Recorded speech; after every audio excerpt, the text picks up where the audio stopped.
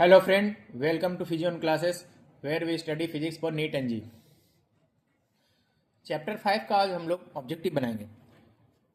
Late us take question number 1। A body of weight W1 is suspended from the ceiling of room through a chain of W2।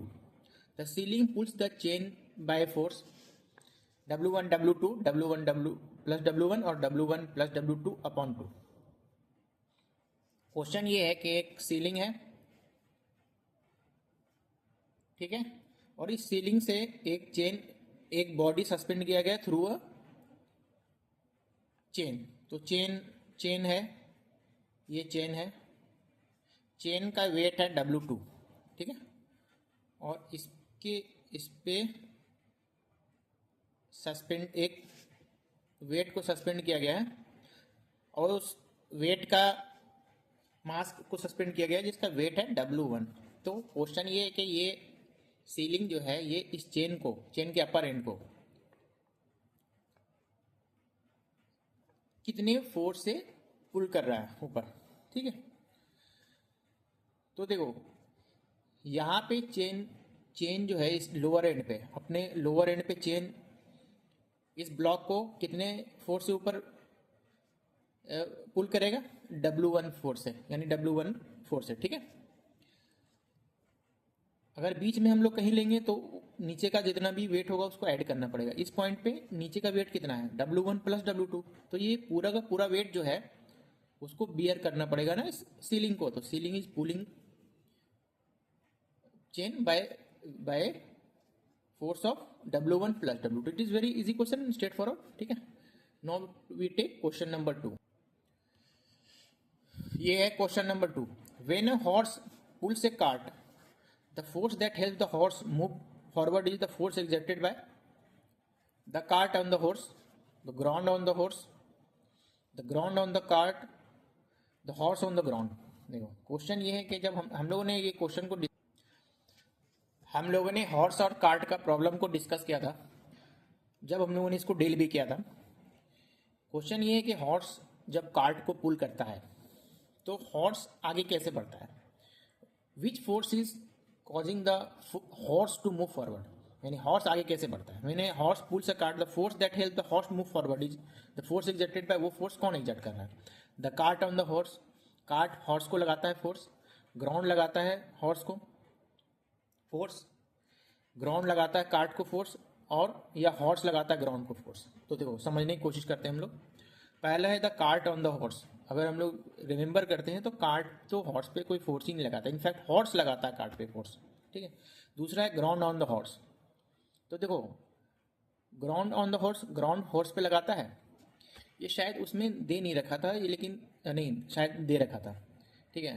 तो वो यही answer सही होगा कि ground horse पे लगाता है। लेकिन हम लोग दूसरे ऑप्शंस को भी देखते हैं। The ground on the cart, देखो ग्राउंड जो कार्ट पे लगाएगा उससे तो उसकी वजह से तो कार्ट मूव करेगा, हॉर्स थोड़ी मूव करेगा। तो ये नहीं होगा, ये भी नहीं होगा। ऑब्जेक्टिव क्वेश्चन सॉल्व करते वक्त जो सही है वो तो हमें समझना ही क्यों सही है। जो प्रैक्टिस के टाइम में ये भी देखना है कि जो गलत है वो गलत क्यों है, उसमें हमें ये भी समझने की कोशिश करना है कि उसमें what is wrong in the assertion, वो गलत क्यों है।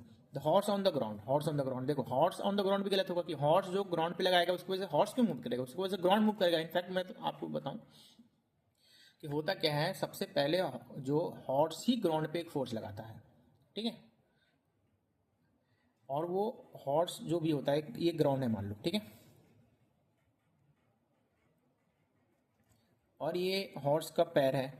मैं बनाने की कोशिश करता हूँ, I am not a very good artist, ठीक है। तो ये मान लो ये हॉर्स का पैर है और ये इस पे एक फोर्स लगाता है इस डायरेक्शन में, और इसका एक रिएक्शन होता है इस डायरेक्शन में। तो ग्राउंड फोर्स लगाता है हॉर्स पे, और वो जो भी फोर्स लगाता है आर मान लो, इसका एक कंपोनेंट होता है आर कॉस थीटा, ये पुल करता है हॉर्स को। एक कंपोनेंट होता है आर, इधर ये थीटा अगर ये है तो ये R cos theta, R sine theta, ये इसके वेट को बैलेंस करता है, ठीक है। क्योंकि वेट इधर आ रहा है mg, तो ये बैलेंस कर रहा है, ठीक है। नो इसको हम लोग समझने की कोशिश करते हैं कि हम लोग भी जो चलते हैं ना, हम लोग भी दौड़ते हैं, अगर कभी एक्सेलरेट कर रहे होते हैं या चलते भी इनफैक्ट हैं, सेम मैकेनिज्म से चलते हैं, सेम मैकेनिज्म से ही दौड़ते हैं कि हम लोग भी ग्राउंड पे एक फोर्स लगाते हैं और ग्राउंड हमारे पे इस तरह से फोर्स लगाता है और उसका ही एक कंपोनेंट होता है हॉरिजॉन्टल डायरेक्शन के में, और जिसकी वजह से हम लोग दौड़ पाते हैं। इसलिए याद होगा, इफ़ यू कभी रिमेंबर कि दौड़ते वक्त आप एक आगे की तरफ टिल्ट हो जाते हो।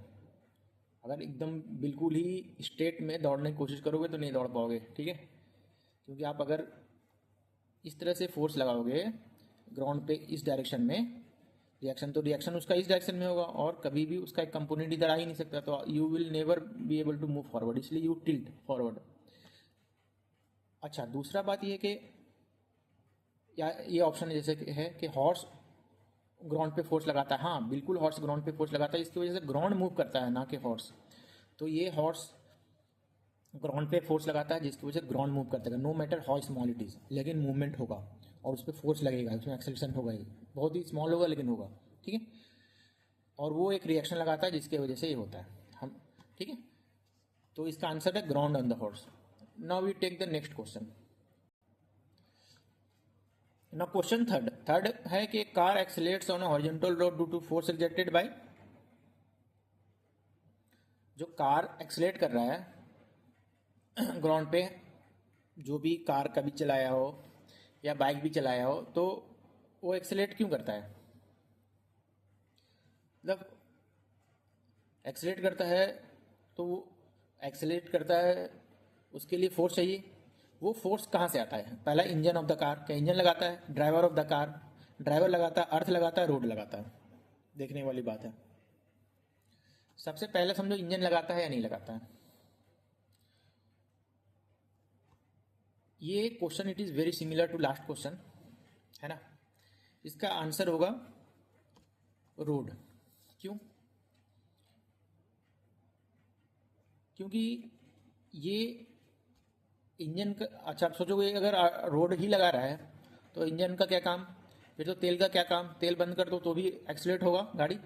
ऐसा नहीं है, ऐसा नहीं है, क्योंकि एक्सेलरेशन से वो इंजन क्या कराता है, इंजन चक्के को घुमाता है और उसकी वजह से एक एक वहाँ पे फोर्स लगता है, which I will explain later on, जब सर्कुलर मोशन पढ़ेंगे, जब हम लोग रोटेशन वाला मोशन पढ़ेंगे ना, तो हम लोग इसको अच्छे से समझाएंगे कार कैसे एक्सेलरेट करता है। लेकिन ये it is very similar to last question. और दोनों क्वेश्चन के लिए एक चीज़ मैं समझाना चाहता हूँ, दोनों क्वेश्चन में एक एग्जांपल दूंगा तो यू विल बी वेरी, मतलब बहुत आसानी से समझ में आएगा। अगर कभी कार, किसी का कार, कोई कार चलाता हो या इवन की कोई बाइक चलाता हो या इवन की बाइसाइकिल चलाता हो, ठीक है, अगर कभी ऐसी जगह बाइक फंस गई हो या बाइक फंस गई हो या गाड़ी कार फंस गई होगी या साइकिल फंस गई होगी विच इज़ वेरी स्लिपरी, या दलदल हो जहाँ पे, वहाँ पे इंजन क्यों नहीं गाड़ी को आगे कर पाता है? अगर या ऐसा जगह हो जहाँ स्लिपरी हो, बहुत तेल तेल तेल गिरा हो, तो फ्रिक्शनलेस सरफेस है, तो वहाँ पे क्यों नहीं गाड़ी आगे बढ़ पाती? इंजन तो वहाँ भी काम करता है, तेल तो वहाँ भी जलता है। वो इसलिए नहीं कर पाती है क्योंकि वहाँ पे जो रोड है वो बहुत ही फ्रिक्शन लेस सरफेस बन जाती है। और अगर it is a friction which is moving the body आगे फॉरवर्ड, अगर फ्रिक्शन नहीं होगा तो वो रोड पे वो फोर्स नहीं लगा पाता है। हम लोगों ने ऐसा एक्सपीरियंस किया कई बार कि जब गाड़ी हम लोग चलते हैं और पानी रहता है, फ्लोर पे पानी गिरा होता है, तो फ्रिक्शन कम हो जाता है, तो हमें चलने में कितनी दिक्कत होती है। सेम यहाँ पे भी मैकेनिज्म है, सेम हमें समझना है कि it is the friction which is moving, friction provided by the road which is moving the car forward. अच्छा, इंजन का क्या काम है? इंजन चक्का घुमाने का काम है, तो चक्का घुमाने की वजह से ही उसमें वो चक्का जो व्हील है वो उस पर फोर्स लगा पाता है रोड पे, और उसका एक कंपोनेंट जाता है और वापस जो रिएक्शन होता है रोड का चक्के पे, उसका एक कंपोनेंट उसको फॉरवर्ड मूव करता है, ठीक है।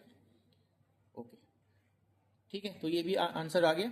अब now we take next question. Question number 4, a block of mass 10 kg suspended through 2 light spring balances are shown, ठीक है। Both the scales will read 10 kg, both the scales will read 5 kg, the upper scale will read 10 kg and lower 0 kg 0.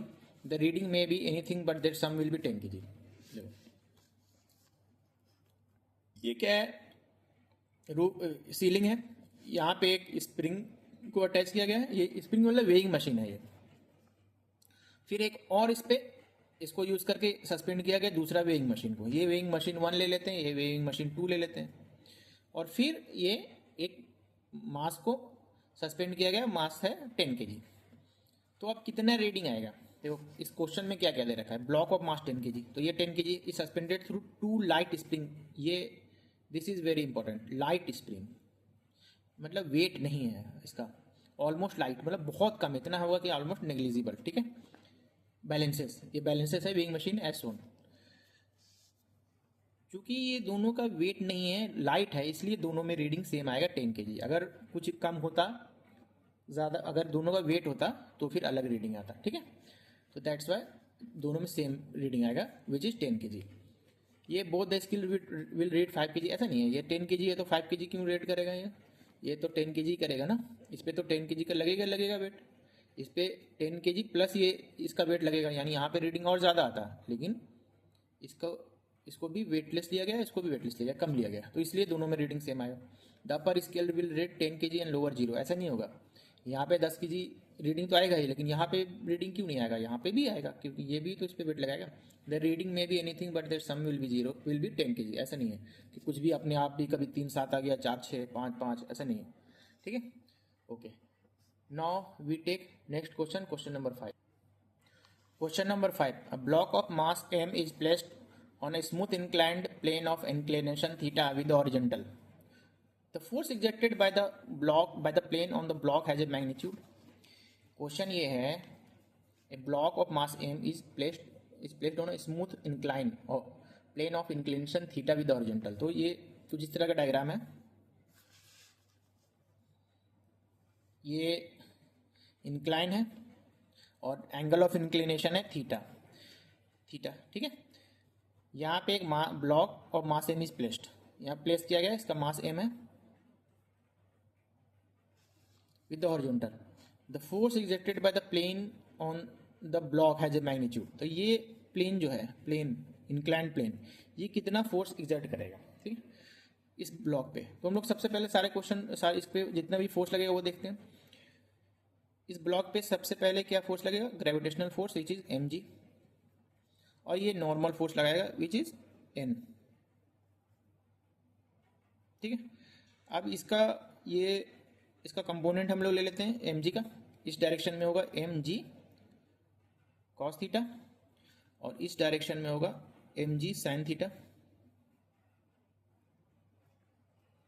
Okay. और ये mg sin theta will accelerate, इस direction में accelerate होगा, और इस direction में कोई भी एक्सेलरेशन नहीं होगा इस डायरेक्शन में। अब हम लोग इसका फ्री बॉडी डायग्राम बनाते हैं, ठीक है।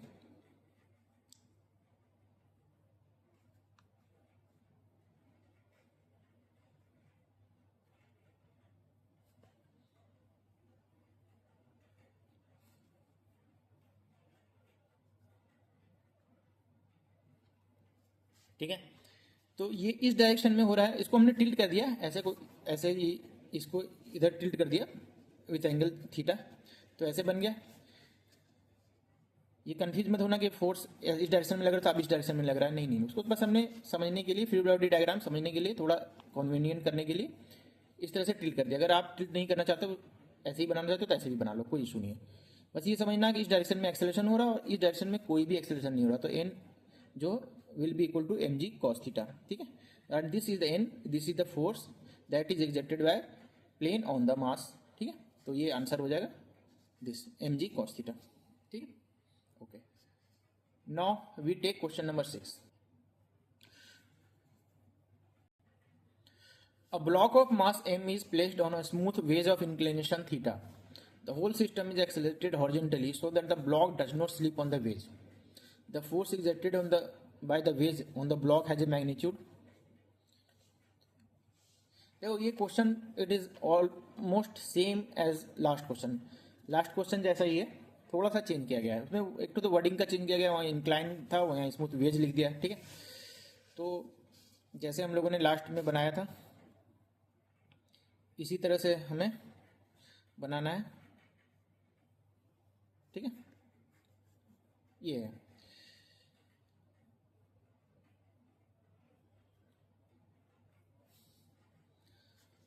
ये एंगल थीटा है। Block of mass M is placed on a smooth wedge, smooth मतलब ये फ्रिक्शनलेस, ऑफ इंक्लिनेशन थीटा, ये थीटा इंक्लिनेशन है। The whole system is accelerated horizontally so that the block does not slip on the wedge. The force exerted by the wedge on the block has a magnitude. अब कितना force ये veg यानी ये incline इस पे लगा रहा है ब्लॉक पे। सबसे पहले तो हम लोग इसको समझने की कोशिश करते हैं कि ये किस डायरेक्शन में एक्सेलेरेट करेगा। हम लोग पूरे सिस्टम को किस डायरेक्शन में एक्सेलेरेट कराना पड़ेगा ताकि ये कोई भी इसमें मूवमेंट नहीं हो। पहले तो ये देखो, जैसे लास्ट में हम लोगों ने लास्ट क्वेश्चन में बनाया था कि एक फोर्स लगेगा इस डायरेक्शन में mg, और ये वेज या इंक्लाइन इस पर एक फोर्स लगाएगा इस डायरेक्शन में, जिसको वी कैन से n या वाट एवर आर, जिससे भी जिस सिंबल से भी यू वांट टू डिनोट। ठीक है, यही दो फोर्स लगेगा। ये ब्लॉक इस पे लगाएगा, ये ब्लॉक पे ये इंक्लाइन लगाएगा या वेज कह लो, ये वेज है ये बेसिकली इस तरह का। ठीक है, और इट कैन मूव, तो इसका एक्सेलरेशन किस डायरेक्शन में होगा मैंने लास्ट क्वेश्चन में ही बताया था। ये भी थीटा एंगल होगा, इस डायरेक्शन में हो गया mg cos थीटा, इस डायरेक्शन में हो गया mg sin थीटा। तो ये mg sin थीटा इस डायरेक्शन में लगेगा और यही दिस विल कॉज एक्सेलरेशन। ठीक है, तो देखो जिस डायरेक्शन में इधर ही एक्सेलरेशन इस बॉडी का हो रहा है, अगर ये वेज को इसी डायरेक्शन में ही मूव किया जाए तो हो सकता है कि ये वेज का कोई एक्सेलरेशन नहीं हो। यानी ये क्या किया गया है, the whole system is accelerated horizontally so that the block does not slip on the wedge. यानी कि ये इस पे अगर इसको इसी तरह से छोड़ दिया जाए तो ऑब्वियसली ये ब्लॉक इस पे स्लिप करेगा इस डायरेक्शन में, और उसका एक्सेलरेशन कितना होगा, एक्सेलरेशन भी mg sin theta by m which is g sin theta, g sin theta के रेट से एक्सेलरेशन होगा। लेकिन ये क्या कर रहा है, ये इसको वेज को एक्सेलेरेट कर दे रहा है ताकि इस पे ये स्लिप ना करे। देखो अगर किस डायरेक्शन में एक्सेलेरेट करना पड़ेगा, अगर इस डायरेक्शन में एक्सेलेरेट करेगा तो वो तो और ज़्यादा बढ़ जाएगा, यानी एक्सेलरेशन बढ़ जाएगा रिलेटिव एक्सेलरेशन। लेकिन इसी डायरेक्शन में वेज को एक्सेलेरेट किया गया होगा ताकि ये इस पे स्थिर दिखे। ठीक है, दोनों का रिलेटिव एक्सेलरेशन जीरो हो जाए, ऐसा है। ठीक, तो मान लो उसको इस डायरेक्शन में ए एक्सेलरेशन ए नॉट एक्सेलरेशन या ए मान लो ए एक्सेलरेशन के साथ एक्सेलेरेट किया गया ताकि दोनों में इस पे ये दोनों के बीच में रिलेटिव एक्सेलरेशन हो जीरो, और from the perspective of ways इसका एक्सेलरेशन हो जीरो। तो अब हम लोग इसमें ना स्यूडो फोर्स का कॉन्सेप्ट लगाएंगे। क्या करेंगे, स्यूडो फोर्स का कॉन्सेप्ट लगाएंगे। ठीक है, तो हम लोग समझ लो कि वेज के थ्रू ही देख रहे हैं, from the frame of reference of wedge we are looking at the motion of block. तो हमें ब्लॉक स्थिर दिखेगा क्योंकि दोनों में रिलेटिव मोशन है जीरो, रिलेटिव एक्सेलरेशन है जीरो। ठीक है, तो देखो अब हम लोग ये वेज से देख रहे हैं, वेज के फ्रेम ऑफ रेफरेंस, तो ये फ्रेम ऑफ रेफरेंस हो गया नॉन इनर्शियल, तो इस पर हमें सूडो फोर्स लगाएंगे। क्योंकि ये एक्सेलरेशन इस डायरेक्शन में, इसलिए इस डायरेक्शन में सूडो फोर्स लगाएंगे कितना, एम ए लगाएंगे। तो अब हम फ्री बॉडी डायग्राम बना लेते हैं। ठीक है, तो देखो यहाँ पे ही समझने की कोशिश करते हैं कि ये mg cos थीटा तो ये हो गया और ये mg sin थीटा हो गया। तो देखो ये थीटा है तो ये कितना हो जाएगा, ये 90 माइनस थीटा हो जाएगा, और ये फिर ये भी थीटा हो जाएगा। ठीक है, तो इसको भी हम लोग रिजॉल्व कर लेते हैं। तो इसको इधर रिजॉल्व करेंगे तो ये हो जाएगा एम ए कॉस थीटा, और इधर हो जाएगा एम ए साइन थीटा। ठीक है, ओके, तो अब इसको हम लोग फ्री बॉडी डायग्राम के तौर पे बना लेते हैं। ये ऊपर एन है,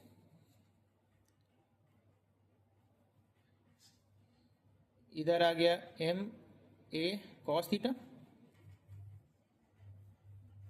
इधर आ गया एम जी साइन थीटा, नीचे आ गया एम ए साइन थीटा, और दो है इधर नीचे, एक और लगेगा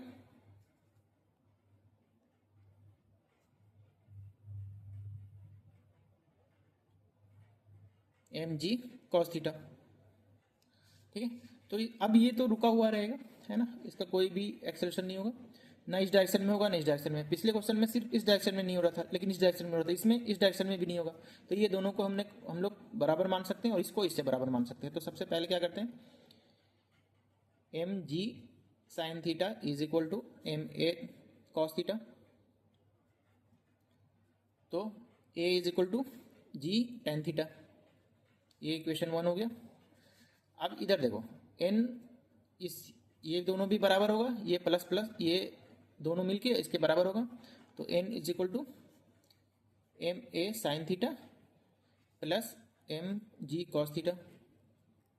तो देखो यहाँ से हम लोग ए उठा लेते हैं और यहाँ पे लिख देते हैं। तो ये हो गया एम जी टेन थीटा यहाँ पे क्या है, sine theta by cos theta, और यहाँ पहले से एक साइन थीटा है plus M G cos theta.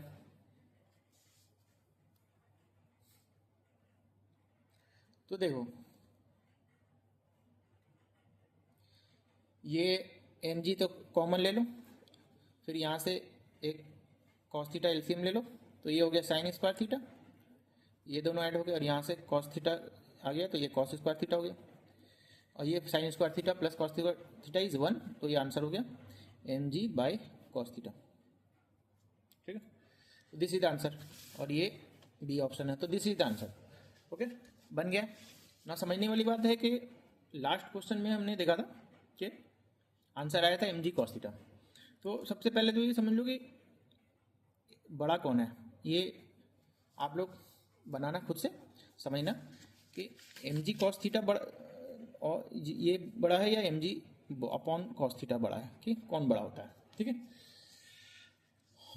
पहले केस में ये ब्लॉक या इंक्लाइन इस पे एम जी कॉस थीटा लगा रहा था जब रुका हुआ था, इसको मूव नहीं किए थे, और इस केस में M G by cos theta लगा रहा है। ठीक है, ये थोड़ा सा अच्छा क्वेश्चन था, हम लोग को इस तरह से क्वेश्चन को प्रैक्टिस करना है।